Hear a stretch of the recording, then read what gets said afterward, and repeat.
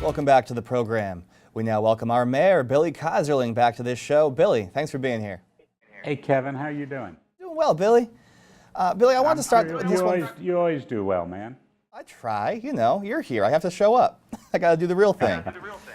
Billy, I see you as a big role model in this community, and as we both know, every kid deserves a safe place to learn in their own way. You were good friends with Pat Conroy, and he embodied that. I'm hoping before we get into politics, you'll talk to Beaufort students about their right to a good education.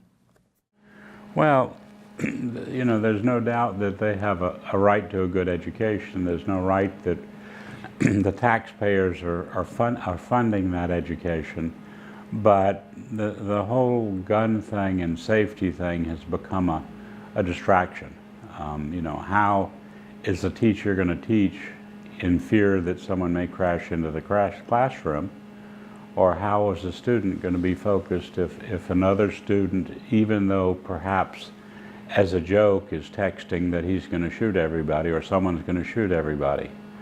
I think the most important thing, we've talked about all the gun regulations, many of which I would agree with, but I think that we have to start with what we really can do, and that is train both the teachers and the students to keep their eyes open without making them afraid, just making them aware that if they see something odd, they should report it and report it quickly. Creating a culture in the schools where this is a new reality, though not one we accept or one we plan to tolerate or one we plan to exist. But just being aware and not being afraid to talk to that teacher or talk to that counselor. And I think both students and teachers need some training with that to prepare them for that new way, to try to make it a normal rather than an unusual. I don't think that more guns in the school is the answer. I think it's only leading to more problems. Clearly the school district is working on making buildings even more secure, though my experience is that they've been quite secure. But I think it's just making in our daily lives, unfortunately, having to be just aware of what's happening around us and not being afraid to talk about it. That's well said, Billy. I'm going to ask you, Get to the bigger issues of counselors who work with the kids who are having trouble. Certainly the kid who thinks it's a joke to text. But open eyes, know what's around you, tell someone if you see it, I think will go a good way. Billy, I hear you loud and clear, sir. I want to talk to you about your Boundary Street project in just a moment, but first, tell us about your day dock. You're building a public day dock right at the waterfront park. How's that going? Man, I'm so excited. Been working on this for 27 years before I was even on council or before I was in the state legislature.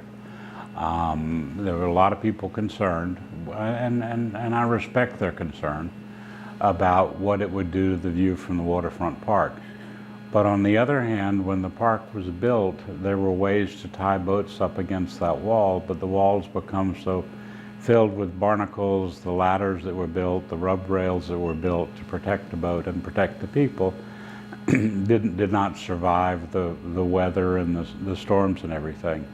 So last week they broke ground. They are, if you go down to the park, you'll see where they've been drilling up the concrete because they're going to build a ramp that's 15 to 24 inches above grade, so that as these king tides continue, the floats won't get higher than the ramp and damage it. So you'll go up a handicapped ramp, take a left or a right, go down the ramp, and at the end of an 80-foot ramp, there'll be 200 feet, 100 to the left, 100 to the right, of docking. And because it's 80 feet out, even though I would have preferred it to be less visible and up against the wall, it means that you can use both sides of it. So in effect, you've got 400 feet of docks. There are two purposes for the dock.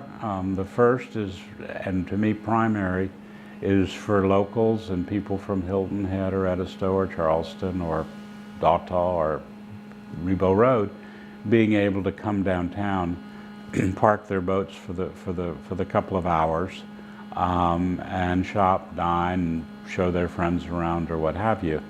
The external dock, the outside, is for transients who want to come and again spend a couple of hours. But depending on the season, I would suspect that locals will use both sides from time to time, and that's all right. We anticipate it being overseen and monitored by the marina staff. So we finally, you know, don't say we're not patient, because the idea came up quite a long time ago. But it's in progress. We hope to cut the ribbon, open it up in May for the summer season. Billy, I buried the lead. We did just have you complete a $32 million public project on time and on budget right here under your administration. I took the time for that to talk about education today, and I apologize for that, sir. I'm hoping you'll invite us to the ribbon cutting for the Boundary Street project, and will you come back and tell us about it next time? Absolutely, love to. Billy Keyserling is mayor of the city of Beaufort. Billy, thanks for all that you do for us. Thank you, Kevin. Hey, my pleasure.